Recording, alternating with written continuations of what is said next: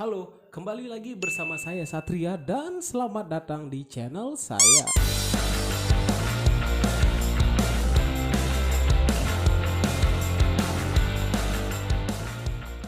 Apabila kalian ingin mencari training atau mencari pekerjaan di hotel, pernahkah kalian berpikir untuk mencari kerja di reservasi? Pernah mungkin? Atau tidak tertarik? Tidak tertarik.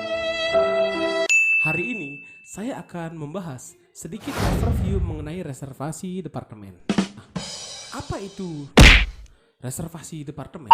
Jadi departemen reservasi adalah departemen yang bertugas untuk memproses bookingan-bookingan yang masuk ke hotel.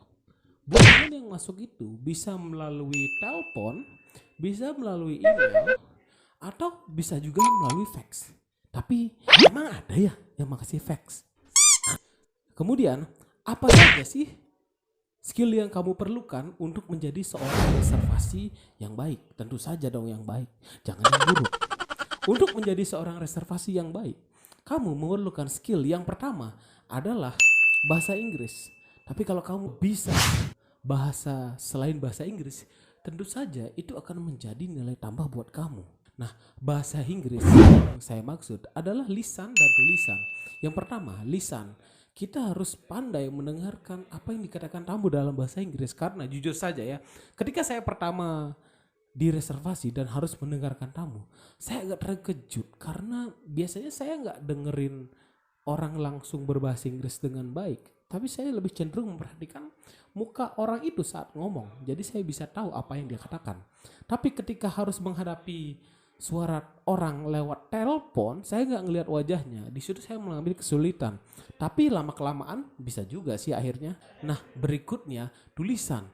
Kenapa? Tentu saja kita nanti akan membalas banyak email dan skill Anda untuk menjawab email dalam bahasa Inggris yang baik dan benar, dan tentu saja kalau bisa sih sesuai dengan grammar dan tenses itu diperlukan. Tapi jangan pusing-pusing karena ada Grammarly. Kamu bisa aja copy aja yang kamu ketik, paste di situ, tapi ribet. Lebih baik kamu belajar. Kemudian pengetahuan yang kamu perlukan, pengetahuan untuk menjadi seorang reservasi. Tentu saja bagaimana kamu caranya menghadapi seorang tamu. Maksudnya kamu juga akan belajar mengenai customer service skill. Kamu juga akan belajar nanti mengenai cara-cara menyelesaikan masalah. Kemudian kamu harus belajar juga tentang seluk-beluk hotel di mana kamu bekerja. Karena itulah yang menjadi kekuatanmu. Bacot. Kadang-kadang di reservasi kita juga mengalami konflik dengan departemen lain. Di antaranya kita sering berkonflik dengan departemen front office. Konflik ini terjadi misalkan apabila ada terjadi kesalahan informasi. Kayak tamunya suka ini tapi suka ini, atau tamunya request kamar yang dekat dengan lift malah kita jauhkan dengan lift.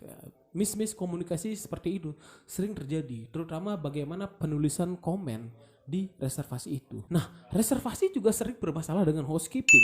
Kenapa? Biasanya di reservasi kita dipush sama tamu untuk menjanjikan early check-in dan kita ya input di reservasinya. Tapi kadang-kadang tidak banyak kamar yang ready kan housekeeping.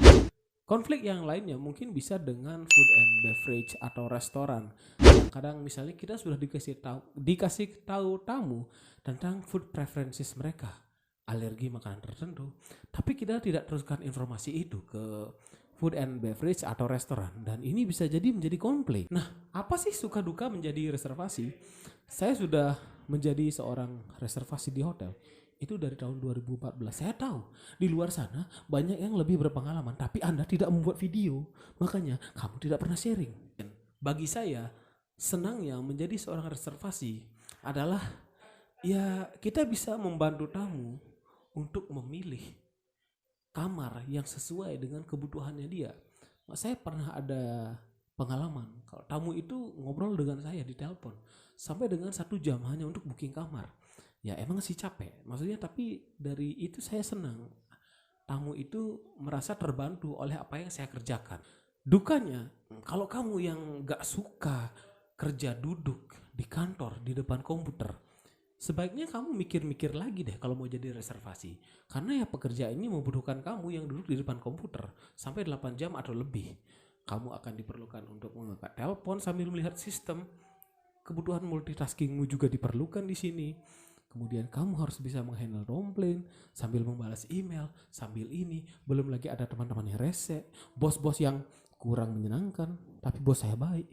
Fungsi lain dari reservasi, kami juga membantu departemen lain seperti di revenue management untuk memaksimalkan revenue yang diterima di hotel. Nah, itu tadi overview singkat tentang departemen reservasi. Bagaimana? Apakah kamu masih tertarik untuk training dan bekerja di reservasi?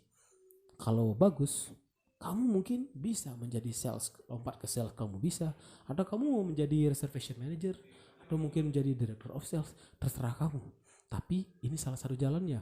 Terima kasih yang sudah menonton video ini sampai selesai.